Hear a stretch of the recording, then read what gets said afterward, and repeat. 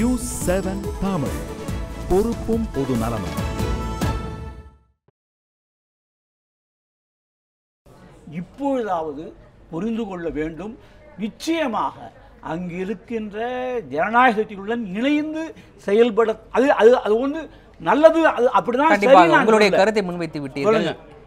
என்னுடைய கேள்வியை பொறுத்தவரை நான் முன்வைத்தது இந்த விஷயத்தை தமிழ் அமைப்புகள் எவ்வாறு பார்க்கின்றார்கள் என்று. ஆனால் அதே நேரத்தில் மற்றொரு விஷயத்தை நாம் நினைவு கூற வேண்டிய தேவை இருக்கின்றது. இலங்கையில் தமிழர்கள் தங்களுடைய உரிமைக்காக நடத்தி வரக்கூடிய இந்த போராட்டம் என்பது இன்று நேற்று நடைபெறுவதில்லை.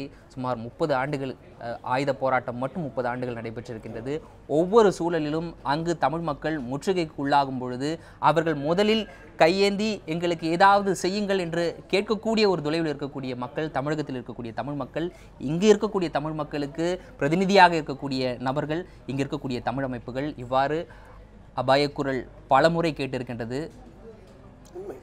ஈழப்பகுதியிலிருந்து 1987ஆம் ஆண்டு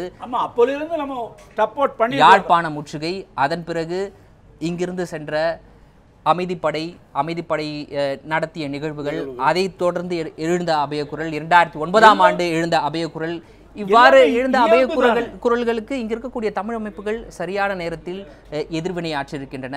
அவற்றை நாம் குறைத்து மதிப்பிட முடியாது. அந்த விஷயத்தையும் இங்கு நான் பதிவு செய்ய வேண்டிய தேவை இருக்கின்றது. நிச்சயமாக நீ ரெஸ்பாண்ட் பண்ற போது கொஞ்சம் சோபரா, இது மேடையில் உட்காந்துட்டு மேடை நின்றுகிட்டு துண்டை முறுக்கிட்டு பேசுற விஷயம் இல்லை. யதார்த்தத்தை எதிர்கொள்ள வேண்டும். அப்போ சோபராய் நீ யதார்த்தத்தை புரிந்து கொண்டு அதற்கேற்றாற் போல் நீங்கள் ஆலோசனை சொல்ல வேண்டும். நிச்சயமாக. இதை நீங்கள் எப்படி பார்க்கிறீர்கள்? ஐயாவிடம் வைத்த அதே கேள்வி.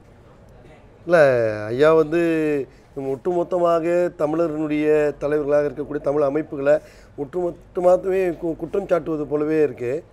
நாம் இங்கேருந்து இந்த மாதிரியான காரியங்களை நம்ம செய்கிறதுனால தான் இன்றைக்கு உலகம் முழுவதும் இருக்கக்கூடிய விஷயங்களை நம்ம கொண்டு சென்றிருக்கோம். வெறும் அந்த மக்கள் மட்டுமே இந்த விஷயத்தை பேசிகிட்டு இருந்தாங்கன்னா இன்றைக்கு இந்த பிரச்சனை ஒரு உலகளாவிய பிரச்சனையாக மாறி இருக்காது. தாய் தமிழகத்தில் இருக்கக்கூடிய தமிழர் அமைப்புகள் கொடுக்கக்கூடிய குரல், அதனுடைய அழுத்தம், அதனால தான் இந்தியா பல்வேறு நேரங்களில் நமக்கான அவங்களுக்கு விருப்பமே இல்லை என்று சொன்னாலும் கூட நம்மோடு இயந்து செல்லக்கூடிய ஒரு சூழ்நிலையை நம்ம உருவாக்கியிருக்கோம். அதற்கு முக்கியமான காரணம் ஏன்னா இன்றைக்கு இருக்கக்கூடிய மத்திய அரசு, அது காங்கிரஸாக இருக்கட்டும் பாஜகவாக இருக்கட்டும், ரெண்டு பேருமே ஈழத்தமிழர் மீது, இலங்கையினுடைய பிரச்சனை மீது எந்த நேரத்திலும் ஒரு துளி அக்கறை கூட இல்லாதவர்கள். அப்படிப்பட்ட அந்த இரண்டு அரசியல் கட்சியிலிருந்து ஓரளவாவது நம்முடைய குரலுக்காக ஏதாவது ஒரு நேரங்களில் ஐநா மன்ற தீர்மானங்களாக இருக்கட்டும், மற்ற நேரங்களாக இருக்கும், அவங்க வாய் மூடி மௌனியாக இருக்கிற நேரத்தில் நம்முடைய அழுத்தத்தின் காரணமாக, தமிழகத்தினுடைய இருக்கக்கூடிய தமிழர் அமைப்பு, இங்கே இருக்கக்கூடிய அரசியல் கட்சியினுடைய அழுத்தத்தின் காரணமாக தான் கொஞ்சமாவது நமக்கான வாய் திறப்புக்கான வேலைகள் நடந்திருக்குது.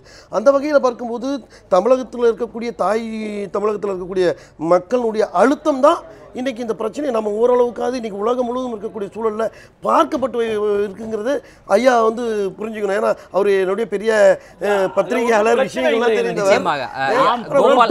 ஒரு குற்றச்சாட்டு தமிழக அமைப்புகள் மீது வைப்பது வருத்தமாக இருக்குது எனக்கு. எல்லாம் குரல் கொடுக்க வேண்டும், குரல் கொடுத்து தான், அதான் நம்ம கட்டாயம். ஆனால் தவறான வழியில் செய்து நடத்தக்கூடாது என்பதுதான் என்னுடைய ஒரு விஷயமும் கூட. பிரச்சனையை தவறான வழிங்கிறதுல இல்லை, அவர் ஒன்றும் தவறான வழிக்கான ஒரு காரியத்தை ஆற்றிருக்க முடியாது. அவருக்கு ஒரு கெஸ் பண்ணுறாரு, இது சரியாக இருக்கும் அப்படின்னு ஒரு பாதையை நம்ம வகுக்கிறோம்.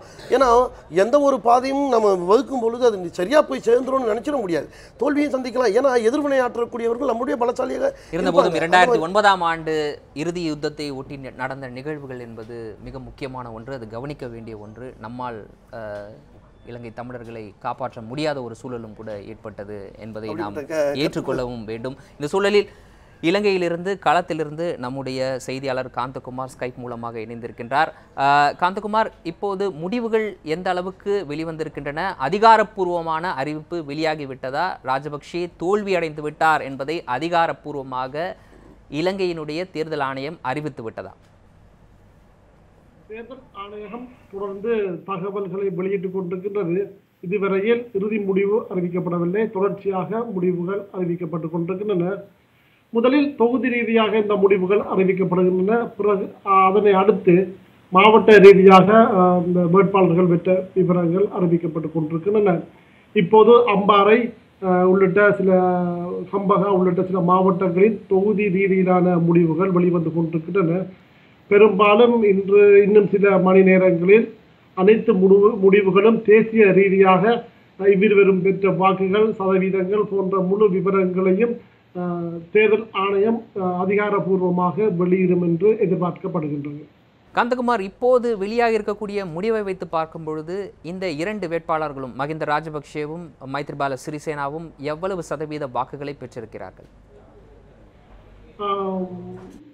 எதிரணியின் பொது வேட்பாளர் திரு மைத்ரிபால சிறிசேனா அவர்கள் 53% தாண்டி இருக்கின்றார். அதுபோல் தற்போதைய அதிபராக இருக்கின்ற திரு மஹிந்த ராஜபக்ச அவர்கள் 48% பெற்றிருப்பதாக தகவல்கள் வெளிவந்திருக்கின்றன. தொடர்ச்சியாக முடிவுகள் வெளிவந்து கொண்டிருக்கின்றன. சில தொகுதிகளிலே அதிபர் மஹிந்த ராஜபக்ச குறைந்த வாக்கு வீதத்தில் வெற்றி அடைந்திருக்கின்றார். அதுபோல் மைத்ரிபால சிறிசேனா அவர்கள் வெற்றி பெறுகின்ற தேர்தல் தொகுதிகளை பார்க்கின்ற போது மிக கூடுதலான வாக்கு வித்தியாசத்திலே அவர் வெற்றி பெற்றிருக்கின்றார். இந்த தேர்தலில் இன்னொரு விடயங்களை நாம் அவதானிக்கக்கூடியதாக இருக்கின்றது. பெரும்பான்மையின மக்கள் வாழுகின்ற பகுதிகளிலே மைத்ரிபால சிறிசேனா அவர்களின் வெற்றி என்பது ஒரு குறிப்பிட்ட சில 1000 வாக்குகள் வித்தியாசங்கள் தான் காணப்படுகின்றது. அதே நேரத்தில் மலையகம், வடக்கு கிழக்கு உள்ளிட்ட சிறுபான்மையின மக்கள் வாழுகின்ற பகுதிகளில் 20,000, 30 அல்லது 40,000 வாக்கு வித்தியாசத்திலே அவர் இந்த தேர்தலிலே வெற்றி பெற்றிருக்கின்றது என்பது மிகவும் குறிப்பிட்டு சொல்லக்கூடிய ஒரு முக்கியமான விடயமாக இருக்கின்றது. இந்த நேரத்தில் மைத்ரிபால சிறிசேனா வெற்றி அடைவது என்பது நீங்கள் கூறுவதிலிருந்து உறுதியாக இருக்கின்றது. அவ்வாறு அவர் அதிகாரப்பூர்வமாக வெற்றியடைந்ததாக அறிவிக்கும் பட்சத்தில் அவர் எப்போது அதிபராக பொறுப்பேற்றுக் கொள்வார்? பெரும்பாலும் இன்றைய தினம் அவர் பதவியேற்பு நடைபெறும் என்று கூறப்பட்டிருக்கின்ற போதிலும் இது உறுதியாகப்படவில்லை. அதன் பின்னர் சில சம்பிரதாயங்கள், சில நடைமுறைகள் இருக்கின்றன. தேர்தல் திணைக்களம் இதை அதிகாரப்பூர்வமாக இந்த தகவலை வெளியிடும். அதன் பின் ஒரு நல்ல நேரம் பார்த்து, கால நேரம் பார்த்து இந்த பதவியை அவர் பொறுப்பேற்பார் என்று கூறப்படுகின்றது. ஆனால் இரு தரப்பிலும் இருந்தும் அதிகாரப்பூர்வமான தகவல்கள் எதுவும் வெளிவராத நிலையில் உள்நாட்டிலும் இருந்து சரி, தனது கூட்டமைப்பின் மற்ற தலைவர்கள், மத அமைப்பினர், இவ்வாறு பல்வேறுபட்ட தரப்பினரிடமிருந்தும் திரு மைத்ரிபால சிறிசேனா அவர்களுக்கு வாழ்த்துச் செய்திகள் வந்து குவிந்து கொண்டிருப்பதாக கூறப்படுகின்றது. ராஜபக்சேவை பொறுத்தவரை அதிபர் மாளிகையிலிருந்து வெளியேறி விட்டார் என்ற தகவல் வெளியாகி கொண்டிருக்கின்றது. இது உறுதிப்படுத்தப்படக்கூடிய தகவலா? அவர் வெளியேறிய புகைப்படங்களுடன் கூடிய சில செய்திகளையும் இணையதளங்கள் வெளியிட்டிருக்கின்றன. இருந்த போதும் இன்னும் ஒரு விடயத்தை இந்த இடத்தில் நாம் குறிப்பிட்டு சொல்ல வேண்டி இருக்கின்றது.